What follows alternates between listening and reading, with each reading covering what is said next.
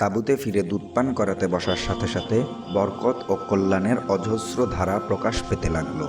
হালিমা রাদিয়াল্লাহু তাআলা আনহা এর এত অধিক পরিমাণ দুধ নেমে এলো যে শিশু মুহাম্মদ সাল্লাল্লাহু আলাইহি ওয়াসাল্লাম ও তার দুধ ভাই উভয়ে তৃপ্তি সহকারে পান করলেন এবং ঘুমিয়ে পড়লেন। এদিকে উটনির দিকে তাকিয়ে দেখতে পেলেন যে উটনির স্তন দুধে পরিপূর্ণ হয়ে রয়েছে। হালিমা রাদিয়াল্লাহু তাআলা আনহা বলেন, আমার স্বামী উটনির দুধ দহন করে আনলেন এবং আমরা সকলে খুব তৃপ্তি সহকারে পান করলাম আর সারা রাত আরামে কাটালাম। বহুদিন পর এটাই ছিল প্রথম রজনী যাতে আমরা শান্তিতে মন ভরে ঘুমাতে পেরেছিলাম। তখন আমার স্বামী আমাকে বলেন, হালিমা, তুমি অত্যন্ত মুবারক শিশু ঘরে এনেছো। আমি বললাম, হ্যাঁ, আমারও তাই ধারণা। মুহাম্মদ সাল্লাল্লাহু আলাইহি ওয়াসাল্লাম অতিশয় মুবারক শিশু। এরপর আমরা মক্কা হতে রওনা হলাম। আল্লাহর কি মহিমা! এখন সেই দুর্বল বাহনটি এত দ্রুত গতিতে চলতে লাগলো যে অন্য কারো বাহন তার নিকট পর্যন্ত পৌঁছাতে সক্ষম হলো না। আমার সহযোগী মহিলাগণ বিস্মিত হয়ে বলতে লাগলো, এটি কি সেই বাহন যাতে আরোহণ করে তুমি এসেছিলে? যা হোক, এভাবে আমরা বাড়ি পৌঁছে গেলাম, যেখানে তখন চরম দুর্ভিক্ষ বিরাজ করছিল। দুগ্ধবতী সমস্ত জীব দুগ্ধশূন্য ছিল। কিন্তু আমি গৃহে প্রবেশ করার সাথে সাথে আমার সবকটি বকরির স্তন দুধে পরিপূর্ণ হয়ে গেল। তখন হতে আমার বকরিগুলো প্রতিদিন দুধে পরিপূর্ণ হয়ে ঘরে ফিরতে লাগলো। একই জায়গায় চড়া সত্ত্বেও তাদের পশুগুলো দুগ্ধশূন্য আর আমার বকরিগুলো দুধে ভরপুর হয়ে বাড়ি ফিরত। এমনিভাবে আমরা সর্বক্ষণ শিশু মুহাম্মদ সাল্লাল্লাহু আলাইহি ওয়াসাল্লাম এর বরকতসমূহ প্রত্যক্ষ করছিলাম। আর এভাবেই 2 বছর অতিবাহিত হয়ে গেল। আমি শিশু মুহাম্মদ সাল্লাল্লাহু আলাইহি ওয়াসাল্লামকে দুধ ছাড়িয়ে দিলাম। শিশু মুহাম্মদ সাল্লাল্লাহু আলাইহি ওয়াসাল্লাম এর দৈহিক ক্রমবিকাশ অন্যান্য শিশুদের তুলনায় অত্যন্ত দ্রুততর ছিল। এমনকি 2 বছর বয়সেই তাকে বেশ বড়সড় দেখাচ্ছিল। এখন আমরা প্রথা অনুযায়ী তাকে তার মায়ের কাছে নিয়ে গেলাম, কিন্তু তার বরকতসমূহের কারণে তাকে ছেড়ে আসতে মন চাইছিল না। ঘটনাক্রমে সেই বছর মক্কায় প্লেগ মহামারীর প্রাদুর্ভাব ঘটেছিল। আমরা মহামারীর অজুহাতে তাকে ফেরত নিয়ে আসলাম। শিশু মুহাম্মদ সাল্লাল্লাহু আলাইহি ওয়াসাল্লাম আমাদের কাছেই রয়ে গেলেন। তিনি ঘরের বাহিরে যেতে এবং শিশুদেরকে খেলাধুলা করতে দেখতেন, কিন্তু নিজে কখনো খেলাধুলায় অংশগ্রহণ করতেন না। একদিন তিনি আমাকে জিজ্ঞাসা করলেন, আমার অপর ভাইকে যে সারাদিন দেখতে পাই না, সে কোথায় যায়? আমি বললাম, সে বকরি চড়াতে যায়। তিনি বললেন, আমাকেও তার সাথে পাঠাবেন। এরপর হতে তিনি তার দুধ ভাই আবদুল্লাহর সাথে বকরি চড়াতে যেতেন। একদিন তারা চারণভূমিতে পশু চড়াচ্ছিলেন। এমন সময় আবদুল্লাহ হাঁপাতে হাঁপাতে দৌড়ে গৃহে এসে তার পিতাকে বলেন, আমার কুরাইশি ভাইকে 2 জন সাদা কাপড় পরিহিত লোক শায়িত করে তার বুক চিরে ফেলেছে। আমি তাদেরকে ওই অবস্থায় ফেলে এসেছি।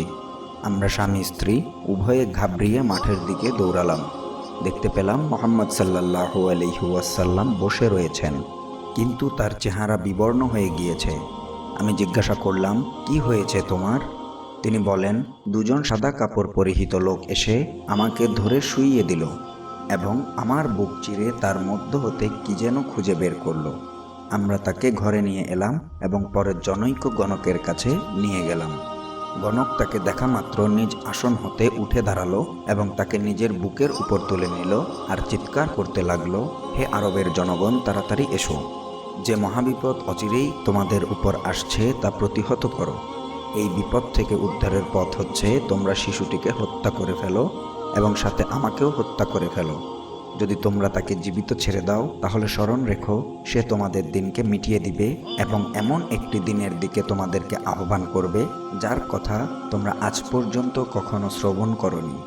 গণকের কথা শুনে হালিমা ভয়ে শিউরে উঠলেন। তিনি হযরত মুহাম্মদ সাল্লাল্লাহু আলাইহি ওয়াসাল্লামকে হতভাগা গণকের হাত থেকে ছিনিয়ে নিয়ে বলেন, তোমার মাথা খারাপ হয়ে গিয়েছে, তোমার মস্তিষ্কের চিকিৎসা করানো উচিত। এই বলে হালিমা হযরত মুহাম্মদ সাল্লাল্লাহু আলাইহি ওয়াসাল্লামকে নিয়ে গৃহে ফিরে এলেন।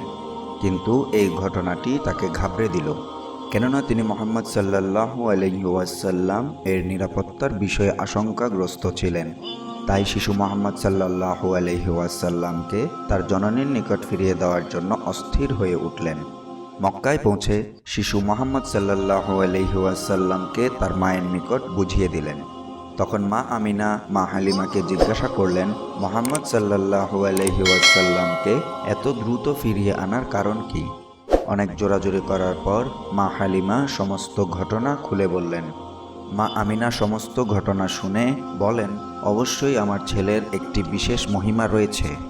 তারপর তিনি গর্ভাবস্থা ও ভূমিষ্ঠকালে সংঘটিত সকল বিস্ময়কর ঘটনা শোনালেন। শিশু মুহাম্মদ সাল্লাল্লাহু আলাইহি ওয়াসাল্লাম এর বয়স যখন 6 বছর, তখন মদিনা হতে প্রত্যাগমনকালে আবওয়া নামক স্থানে তার জননী মা আমিনাও পৃথিবী থেকে চিরবিদায় গ্রহণ করলেন। পিতামাতার মৃত্যুর পর তিনি তার পিতামহ আব্দুল মুত্তালিবের কাছে লালিত পালিত হতে থাকেন। যখন তার বয়স 8 বছর 2 মাস 10 দিন, তখন তার পিতামহ আব্দুল মুত্তালিবও দুনিয়া হতে বিদায় নেন। দাদা আব্দুল মুত্তালিবের মৃত্যুর পর চাচা আবু তালিব তার অভিভাবকত্ব গ্রহণ করেন। তার বয়স যখন 12 বছর, তখন আবু তালিব ব্যবসার জন্য সিরিয়া গমনের ইচ্ছা করলেন। বালক মুহাম্মদ সাল্লাল্লাহু আলাইহি ওয়াসাল্লামকে সাথে নিয়ে তিনি সিরিয়ার পথে যাত্রা শুরু করলেন। পথে তাইমা নামক স্থানে যাত্রা বিরতি করলেন।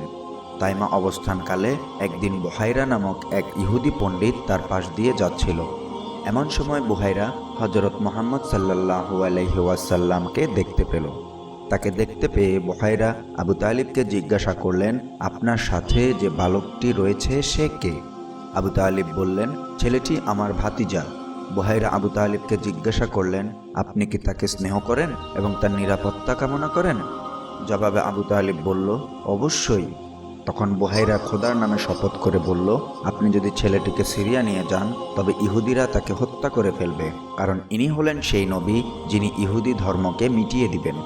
আসমানি কিতাবে বর্ণিত আখেরি নবী সম্পর্কিত গুণাবলীগুলো তার মধ্যে স্পষ্ট দেখতে পাচ্ছি। বুহাইরা তাওরাতের মহাপণ্ডিত ছিলেন। তাওরাতে মহানবী সাল্লাল্লাহু আলাইহি ওয়াসাল্লাম এর আকার আকৃতির পূর্ণ বিবরণ উল্লেখ করা রয়েছে। তাই তিনি বালক মুহাম্মদ সাল্লাল্লাহু আলাইহি ওয়াসাল্লামকে দেখা মাত্রই চিনতে পেরেছিলেন যে ইনি সেই নবী যিনি তাওরাতকে রহিত করবেন এবং ইহুদি ধর্মযাজকদের রাজত্বের অবসান ঘটাবেন।